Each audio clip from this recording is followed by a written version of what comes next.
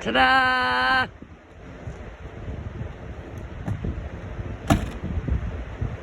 You can stop. This is where the door jams. When your A-liner door does not want to shut, even when your stabilizer jacks are level and your trailer's level, it still doesn't want to shut. You need to find out if your hinges are bored out. So I am going to take my door off because that's what our expert John told me to do. I'm going to take my door off and see if these hinges are loose. And unfortunately, it's not going to be as easy as just taking these screws out. I've got rivets. So there's a rivet there, and there is a rivet here that I'm going to have to take a drill bit and drill out so that I can get this door off. He says take the door off, lay it flat, face down, and then see when I open and close this hinge here, see if it wiggles. If it wiggles, that means the pin inside of here is worn loose, and that's what's causing my door to sag and not want to close properly. So I'm gonna give that a shot. So the first thing I did is took out one of the screws because I need to find a drill bit that is close to the same size as the drill or the screw, because I need to replace the rivets with this screw, and I don't want the hole that I take the rivet out of to be bigger than this. So that drill bit, if I line it up, it's about the same. I can't do it with one hand. Hold on. See if this makes sense. When you line up the drill bit with the shank of the screw, you can still see the threads on either side. That to me tells me I've got the right size drill bit. Always be sure to wear proper eye protection. Man, I never like doing work on my A-liner. I'm just so nervous. I'm so afraid I'm gonna screw it up. But I'm gonna try to drill this out and I'm gonna see what happens. I'm gonna set my phone down and do the drilling, and then I'll pick it back up when I'm done because I don't wanna make a mistake. Okay, something's happening. I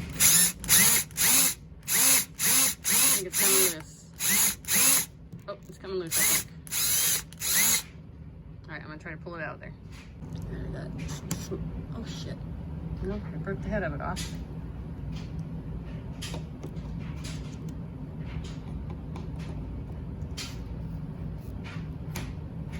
Well, I wonder if it matters if there's a little bit of it left in there. John, you didn't tell me about this happening. Alright, well, I think I could probably get a screw back in there. And what's the worst that can happen? I just miss a screw. I think my door will probably still stay on. Alright, so I was able to put a screw back in that hole where the rivet was. So I'm good to go. Now I'm going to try to do the last one right here and drill that one out.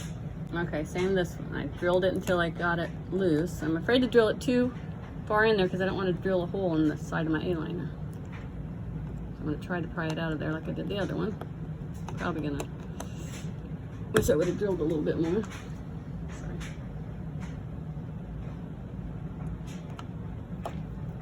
Sorry. Oh, there it goes. Yeah, looks like I did the same thing. So this is the hole I took the rivet out of, and I'm able to replace it with a screw. So now I can take my door off. I got 2 rivets out. Okay, I got the rivets out. I am taking the screws out of the door.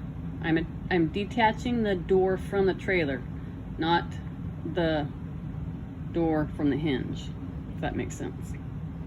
And I got the door propped up on a bucket so when I take the last screw out, it doesn't fall. All right, I got the door face down, and it does feel like maybe that's the play that we're talking about. Okay, so there wasn't a whole lot of play in the hinge, but the pin that's in there was sticking out at the end, so I tapped it back in with a piece of wood and a little hammer, tapped it back in, and then as soon as I get it in there, I'm going to keep tapping until I get in all the way, and then I'm going to take a pair of pliers and I'm gonna flatten this last hinge down so that that pin can't come back out. Because that is why I was having the problem down here with this being sloppy. Now it's not sloppy anymore because the pin's all the way in. And this is where I was sticking. It was sticking on this top corner. So I'm gonna do that. And I'm also gonna do a little bit of tapping on the door frame to see if that will help before I put this back on. Okay, so now I can see the pin where before that, I can see the head of the pin there.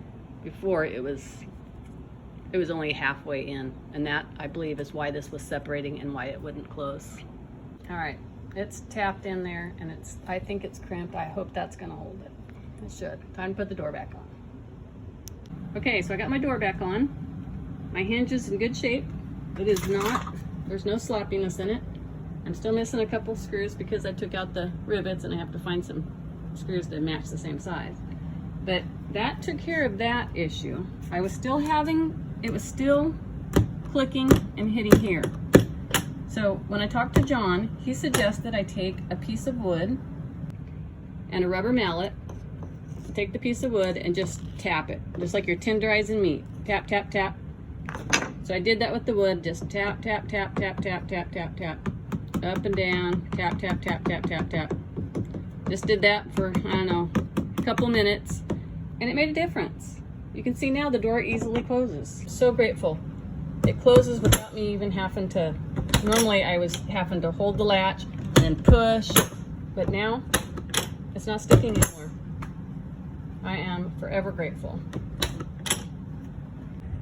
I can't even express how thankful I am to the Aliner owners that have gone before me and gone through all of these experiences and shared their experiences with the rest of us so that we could learn how to fix these little things. I was camping and my door wouldn't shut. I mean, it was bedtime, I was tired, the door wouldn't shut. I had to unlatch the top part of the door to get the bottom part to shut, and then I couldn't get the top to latch. It was just a nightmare. So having a door that will shut makes me feel a lot safer and a lot more secure.